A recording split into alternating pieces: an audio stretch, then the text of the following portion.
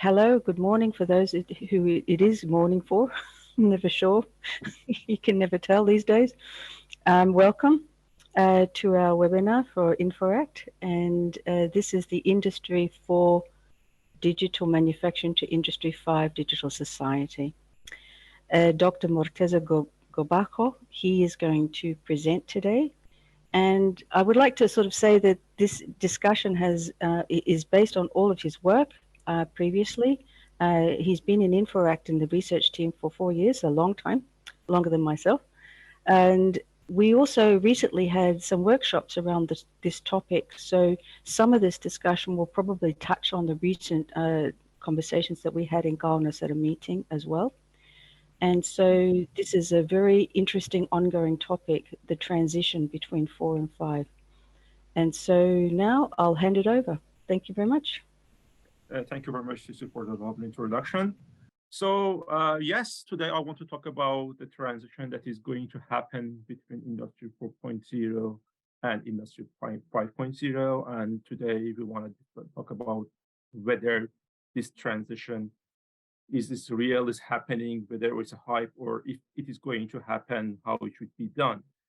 So for today, I would like to cover a few topics. First, I want to talk about the historic preview of Industry 5.0. The fact is, this concept is quite young. Despite being young, I mean, it has changed quite a lot, or maybe I should say, there has been quite contradictory perspectives on Industry 5.0. Since Industry 5.0 originates from the impacts, either positive or negative impacts of Industry 4.0, so it is quite important to talk about the impacts that Industry 4.0 or the fourth industrial revolution has had on the business and society in general.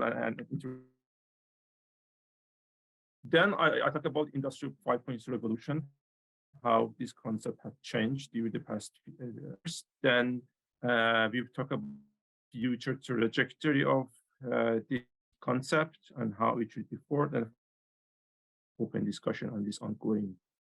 The historic preview of Industry 5.0, I would say that this history could be discussed in 4 different stages: pre-2020 emergence of this concept, pushed by European, then the impact of European Commission on the conceptualization of Industry 5.0. The third stage involved the post-EC conceptualizing Industry 5.0, the current implication of Industry 4.0 in 2020 as of now, and with the new realities such as like ChatGPT or like other emerging technologies. Okay, so about the earlier contribution to the Industry 5.0 and before the intervention of like European Commission to conceptualize this agenda, I should say that some scholars, quite dispersely and like in early attempts to identify this concept, they try to reason why Industry 5.0 would emerge very soon in some sense. So some scholars, they argued that Industry 4.0 is complex and it will make the business be susceptible to the resilience, or I would say it would be susceptible to the disruption. So Industry 4.0 is not favoring resilience, and this is the issue that should be addressed under Industry 5.0. Another perspective revolved around the fact that like in the fifth industrial revolution or Industry 5.0 should be about man-machine symbiosis. So in effect, that like man and machine should be fully integrated, and that's going to be the trajectory of the next industrial revolution. Others argued that although Industry 4.0 are moving toward digital transformation under Industry 4.0, but this phenomenon, in fact, a bunch of big overpowered under Industry 4.0, but a lot of smaller businesses, they're going with digitalization, and as a result of that, will in the innovation race. Basically, Industry 4.0 is not good for open argument, and they said that Industry 5 addressed this issue. And finally, like visionary scholars, it's going to be the next industrial revolution. It's going to be the fifth industrial revolution. It's a new revolution that is going to be pushed by the emergence of disruptive technologies such as living like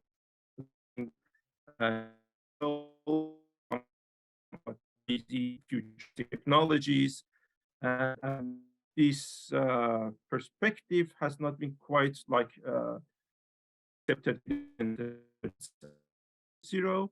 And they argued that also something should be done about it. Maybe we could call this thing as Industry 5.0 or Industry 4.1, or like other like different kind of terminology could be used for that. But they said that there might be some issues with the progression of Industry 4.0 that should be addressed under Industry 5.0. Then 2 years later, in 2020, in 2021, sorry, a year later, they issued another policy brief that very firmly introduced the concept of Industry 5.0. And they said that, okay, Industry 5.0 is not a new industrial revolution. Okay, so it cannot be considered as the industrial revolution. It is very much like a governance patch, and that should be applied to Industry 4.0 transformation. So in a sense, Industry 5.0 is a kind of agenda or framework that aims to regulate the transformation that is happening under Industry 4.0. So it's a kind of like a policy patch. So they introduced this concept, and they said that Industry 5.0 conceptualized as this has 3 specific goals: improving circularity under environmental sustainability. The second objective is improving resilience of supply chains and businesses. And the third critical objective is to promote human centricity, because Industry 4.0 is not human centric. That was their argument. And finally, in late 2022, European Commission, they announced another policy brief, and they published another policy brief, and they very firmly expressed that Industry 4.0 is no longer a suitable framework for Europe's future industry. It has not been good to many aspects of sustainability, and specifically social sustainability, and Industry 5.0 is a new framework for Europe's future industry, just to create a kind of balance between economic productivity and growth and societal needs. So, but the question is, what is wrong with Industry 4.0? Because if you want to microanalyze this perspective, because this is a very big suggestion that Industry 5.0 should not be regarded as a new industrial revolution. Rather, it should be considered as a policy patch, as a governance framework for regulating the negative effect of Industry 4.0. That's a very big claim by European Commission, and we were in In4Act quite interested to understand whether this kind of claim makes any sense.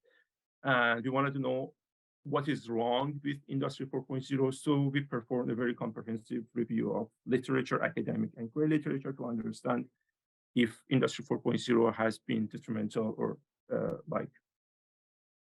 adversely impacting some aspects of sustainability.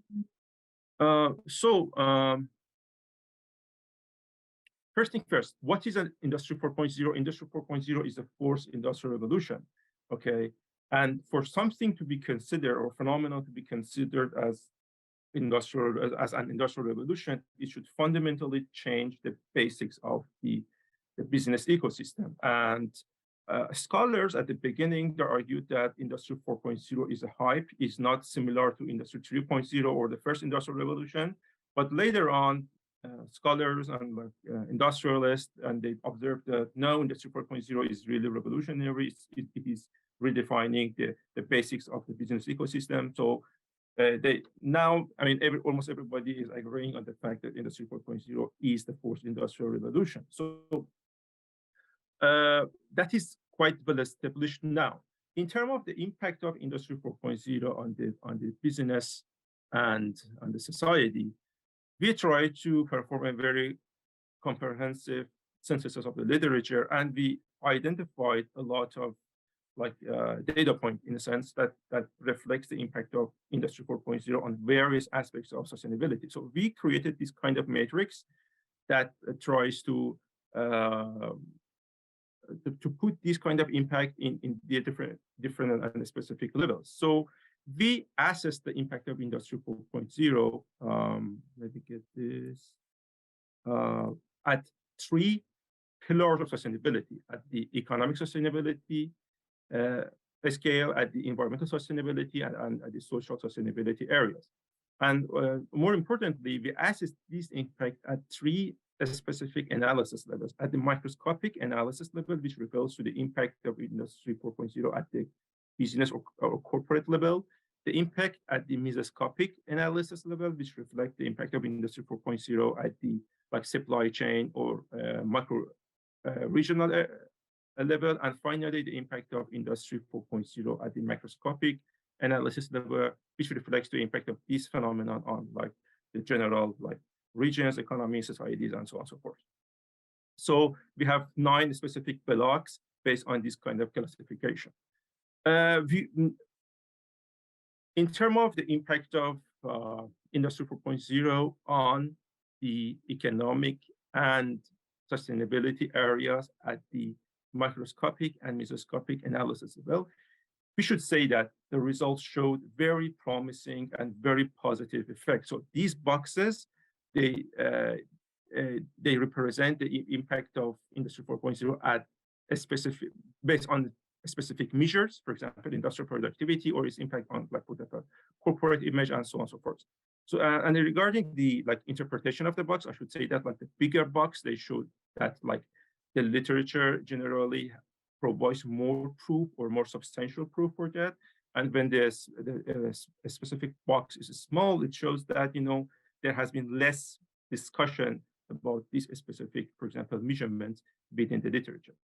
But regardless of the size of the box or the degree of acknowledgement of these impacts, the results show that Industry 4.0 has been very good to economic and environmental sustainability measures at the microscopic and mesoscopic levels. And you may ask, why is that? The point is, Industry 4.0 is a productivity-driven and technology-pushed phenomenon. So it is characterized by the adoption and implementation of advanced disruptive technologies such as artificial intelligence, IoT, big data, cloud, augmented reality, and so on and so forth. Industry 4.0 also involves the development of specific design principles, some minimum requirements that are needed for digital transformation under Industry 4.0. Examples of these design principles include, for example, real-time capability, interoperability, or vertical integration, horizontal integration, or so on and so forth. The fact is, none of these technologies or design principles fundamentally favor societal issues. These things, they have been developed to serve the purpose of improving productivity and increasing the, for example, revenue of the implementing firms. And this has been the core objective and the sole mission of Industry 4.0, based on the previous developments about this phenomenon. And actually, it is safe to assume that Industry 4.0 has been successful in delivering its core objectives.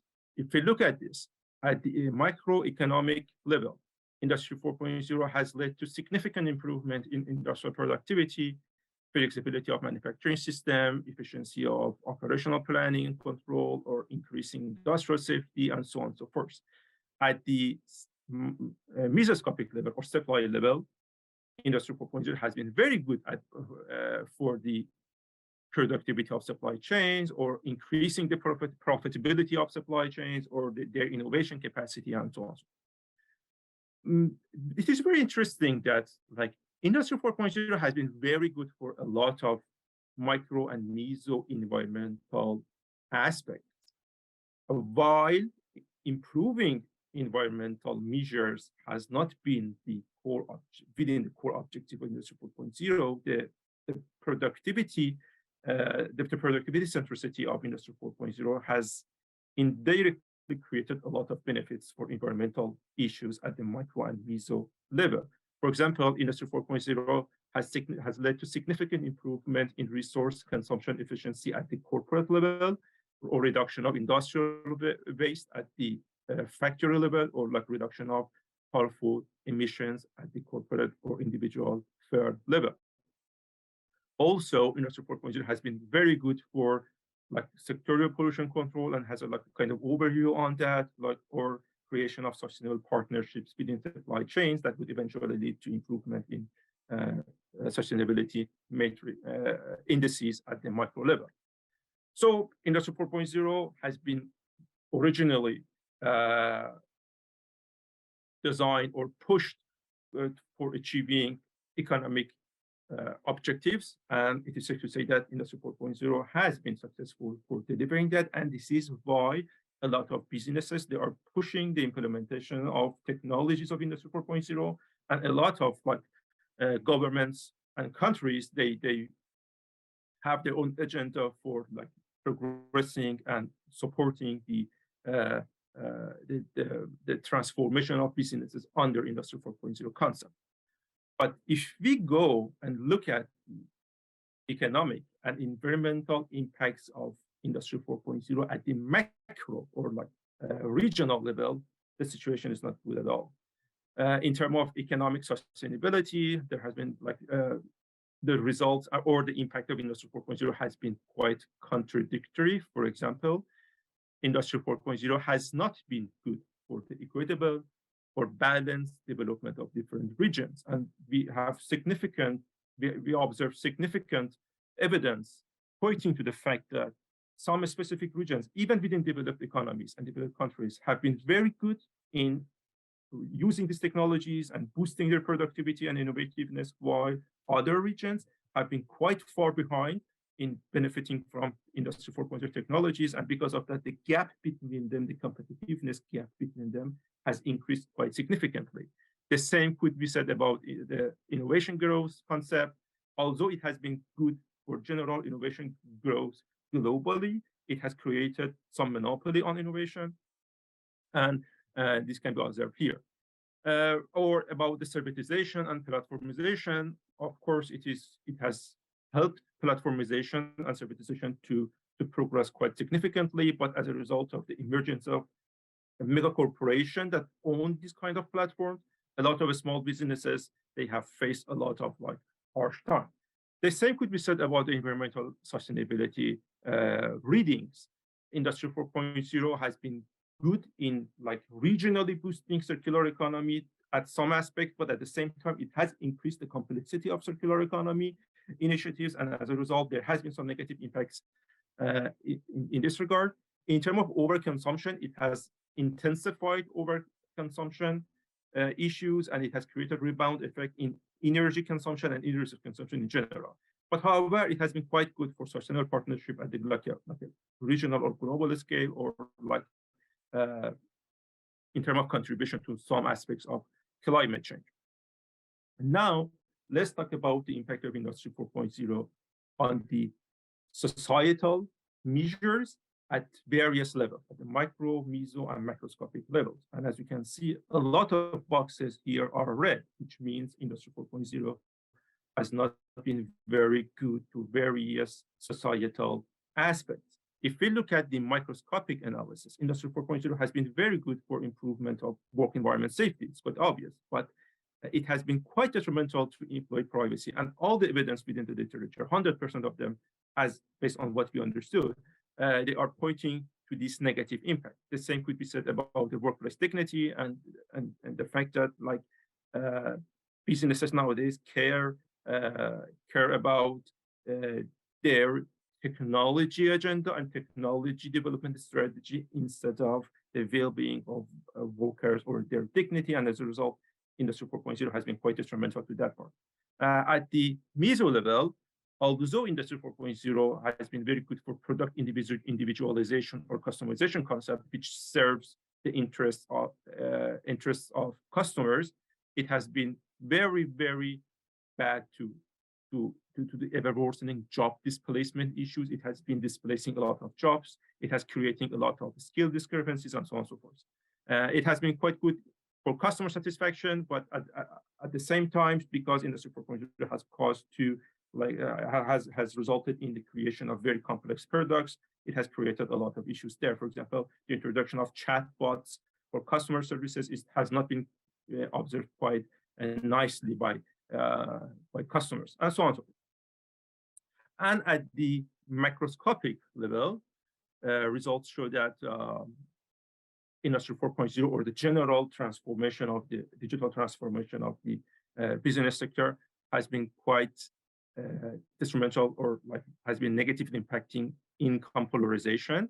It has created a lot of social inequality issues or exclusion issues, or it has like reduced human agency or job polarization at the global scale or at the regional scale. So in general, it is safe to assume that Industry 4.0 has been successful to deliver its intended objective, which has been productivity, reduction of waste, and improvement of like resource consumption efficiency, and so on and so forth. However, since none of the technologies fundamentally care about societal issues, Industry 4.0 and the lack of governance on Industry 4.0 progression has created a lot of negative impacts on societal issues and some of the economic and environmental issues at the macroscopic analysis level. So these issues were more or less discussed by European Commission in the final policy brief on that. And right after the announcement or publication of that policy brief, a lot of scholars, they adapted and accepted this definition, and this process led to the unification of the perspectives on Industry 5.0. So nowadays, most scholars and like academicians, specifically in Europe, they believe that Industry 4.0 represents a socially pushed agenda because it is driven by the desire to address the ongoing social and economic challenges of a lot of like European nations and generally speaking, the modern world.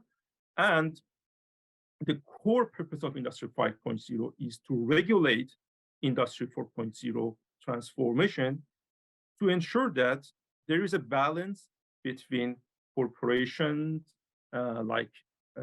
productivity or benefits and environmental and societal needs. So this has been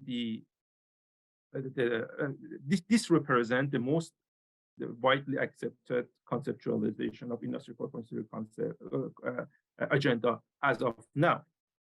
But is it a relevant? The main question here is that whether this is a relevant conceptualization or definition or not. So this definition believes that or suggests that, okay, Industry 5.0 is not an industrial revolution. It's just like a policy framework pushed by European Commission, which originates from Society 5 in Japan. So it's a policy patch. There is no new industrial revolution happening. Industry 4.0 is still unfolding, and we are at the fourth industrial revolution.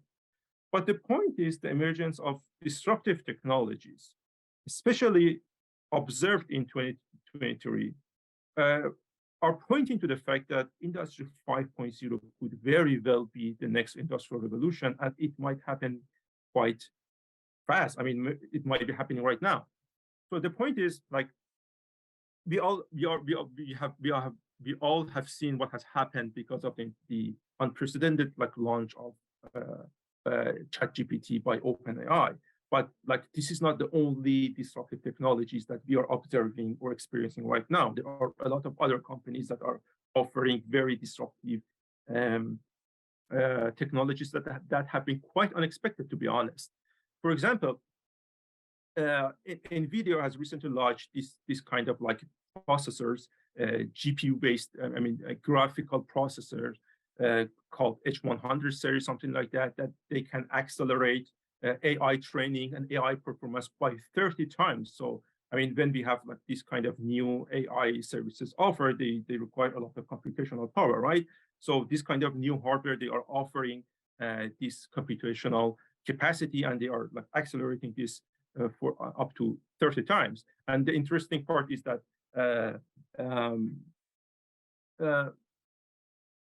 NVIDIA has worked with TSMC and several like big chip manufacturers or high-tech companies to create a new kind of technology that accelerates the production of these processes by 40 times. Okay, so this is a very interesting feedback loop. We have processors that accelerates new processors, that accelerates the training of like AIs and similar algorithm, underlying algorithm. At the same time, we have new AIs that can accelerate the production of new processors for that process by 40 times. So as you can see, we are entering, at least we're entering into a new realm of like, or a new revolution in terms of the introduction and prevalence of AI technology and AGI in general. So it seems that these new technologies, they are disrupting the general business world quite significantly. I mean, as for one, I would say that like the education sector has been quite impacted by the introduction of ChatGPT, and I heard that like the marketing context or a lot of other kind of business sectors are being impacted by this kind of technology. So the main question is if Industry 5.0 should be still considered as a mere policy patch, as a mere like, policy agenda, or Industry 5.0 could very well be the next industrial revolution, and it is really happening right now. So I honestly, I don't have a specific answer to this because it's a evolving and unfolding situation, and I would say that like a lot of people are arguing this thing. So if I wanted to visualize, I mean, if you asked me about what do you think about Industry 5.0, I would say that Industry 5.0 is a mix of both. It can be a new industrial revolution because at heart of it, a lot of new technologies or existing technologies are creating a new kind of revolution in the business world.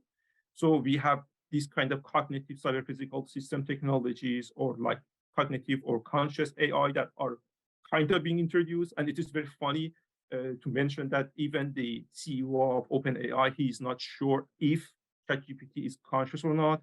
It was supposed to be unconscious, but it is conscious, it seems so. And like the introduction of adaptive robots and so on and so forth. These kind of new technologies are really pushing the business world into a new direction. And these are associated and should be associated with the introduction and implementation of some specific design principles, such as like decentralization, horizontal integration, vertical integration. I think it is very important to note that these technology-related design principles have been around since Industry 4.0. And I would say that the only big difference is the technical assistance part of Industry 5.0, which puts human at the center of technology development strategy. So everything should be human-centered, and this is the purpose of technical assistance principle on Industry 5.0. And I would say that Industry 5.0 as a transformation agenda, it consists of several components. Obviously, businesses and corporations are at the heart of this transformation. We could have adaptive smart factories, smart hospitals, or like insurance companies, and so on and so forth at the heart of this business ecosystem. But at the same time, like smart customers, smart suppliers, and like smart products, and more importantly, smart stakeholders are also part of this ecosystem. So, and obviously, as is explicitly highlighted by the latest European Commission policy brief on Industry 5.0, the core purpose of Industry 5.0 nowadays is sustainable development and the creation of sustainable industrial future. So Industry 5.0 should aim to create a balance between like economic, environmental, and social bottom line.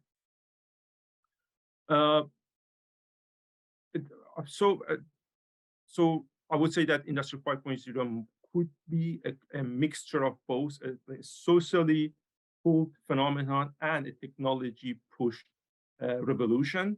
So I wouldn't say that, I mean, they should be mutually exclusive in some sense. But the point is, I mean, I would say that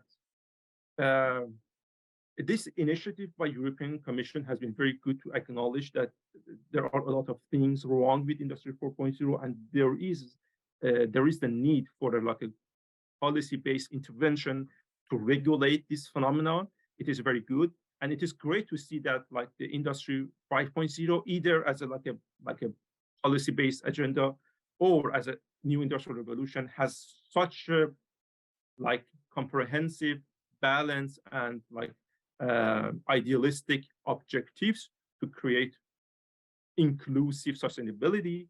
But the main question is that how are we supposed to achieve that? Because it's easy to make a lot of big promises, but the point is how are we supposed to deliver these promises and deliver this kind of inclusive sustainability? There has been several research within the literature that they try to identify steps or strategies or activities needed for delivering the objectives of Industry 5.0 or the values of Industry 5.0. And this is an example of this that has been done by us in In4Act. For example, we identified that if Industry 5.0 as a policy agenda is going to be successful, a lot of requirements should be satisfied, examples of which include proactive governmental support, meaning governments should be very fast and proactive in keeping up with digitalization rates and monitoring what is going on in terms of the emergence and implementation of new technologies. And a lot of resources and capabilities should be available and accessible to all the stakeholders. And there is a need for stakeholder integration and stakeholder collaboration. And by stakeholder, I'm referring to the businesses, technology providers, governmental issues, social actors, universities, and so on and so forth. So it is not something that could be done with only one or two actors. And also, it seems that businesses, they need to introduce some sort of sustainable governance policies or like kind of like framework into the management of the corporation, which means that they need to transition from the short-term profit-driven business mindset into the long-term socially sustainable kind of like business mindset. But are businesses going to do this? This is a big question. A lot of businesses, especially smaller ones, they are now struggling with survival. They are dealing with this kind of inflammation, disruption in the supply chain issues, and so on and so forth. So it is very, very, idealistic to believe that typical businesses are going to push sustainable corporate governance and so on and so forth. So, and the sustainable technology governance is needed, and all the actors should be involved in the governance of new technologies. It's very much similar to something that is happening with ChatGPT. ChatGPT has been released in a very quite unprecedented manner, and it has already disrupted a lot of like business fronts. And nowadays, a lot of like actors such as governments or other kind of businesses that are behind in the AI development race, they are pushing for the governance of like likes of ChatGPT and so on and so forth. And more importantly, there should be a very detailed, real-time, and comprehensive measurement system that can help to measure the impact of technology advancement so that actors could regulate transformation under Industry 5.0. So the experience of Industry 4.0 is not going to be repeated again. But I personally would say that these are like very nice strategies and steps to have, but who are going to like exert and execute these steps and stages? It's a very big question to be answered in the future. Thank you very much. That is my presentation, and maybe we can have some open discussion on that. Thank you very much, Morteza. That was really comprehensive. We had a bit of disruption in the beginning, talking about technology, but we managed to get it smooth and into the talk. So managed to get it all out. All the important points came out nice and clear. Okay, so I have some questions and discussion, but I wanted to open up to everybody else. If there was anyone else who was burning to ask a question, please jump in right now. What I wanted to ask about was you in the history as you were going through, nice, beautiful history, by the way, a lovely snapshot. The specific goals, the sustainability, the supply chain, the human-centric. And as we go into the disruptive technology, the question of human-centric pops up again doesn't it, between the industry, society, the Japanese approach, Yeah. and the European. And you talked about the feedback, the technical feedback loops. So, do we believe that, as you've pointed out, society uh, 5.0 and industry 5.0, they're going to have to deal with disruptive technology. What Sure. if how human centric are these disruptive technologies, and how would that impact the way in which you would imagine developing aspects of industry 5.0? I would say that like uh, the technologies are not human-centric per se, or they do not like defy the concept of human centricity per se, right? Technologies are like mere technological tools. It depends how they are being used, right? Right.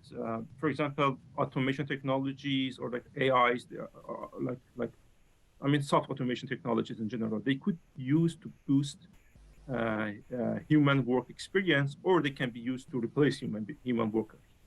So I would say at the end, it depends on like how businesses are going to use and implement these technologies. And this is why the concept of the governance of technology is very important. Um, and also, I would like to say that it is maybe too much to ask corporations to care to care about the societal issues, because I mean these are corporations, right? Profitability is the main goal of these kind of like organizations. So at the end, this is why like there should be a kind of regulatory framework that pushes the collaboration between social actors and corporations, just to make sure that these technologies are being used in a very sustainable manner, in a socially sustainable manner. Okay, that's a beautiful answer. Thank you. And more questions than answers, but that's because this work is right at the edge. This is very, Yeah. very right at the edge. So we have more questions than answers. So it's good to highlight good questions. You have a question in the chat from Inga regarding Industry 4.0 negative impact on overconsumption and rebound effect. As it is in the red, does that mean the overconsumption was decreased and more sustainable, responsible consumption patterns are specific because of Industry 4.0? Does that make Uh, sense to you? I would say that the majority of impact has been negative on. I mean, Industry 4.0 has intensified overconsumption and rebound effect, I would say. It hasn't helped with solving them. The point is, like, when we have more innovative technologies, they have a much shorter lifespan, right? These kind of smart products, they have quite complex. They are very hard to repair or recycle, and they have much shorter lifespan. And as a result of this, the overconsumption is getting worse because of everything becoming digital and smart. Um, the same thing could be said about the rebound effects. Also, Industry 4.0 at the micro level, it favors efficiency. I mean, since everything is becoming digital and automated, and they consume a lot of energy, and we're doing very good in the integration of uh, renewables in general. And this is why there is a constant increase in the global level of energy consumption. Right. So, Inga, I hope that answered your question. You have another question in the chat. It's from Elena. It's a bit of a visionary one. Mhm. So, what would your vision be on Industry 6.0? What would that be about?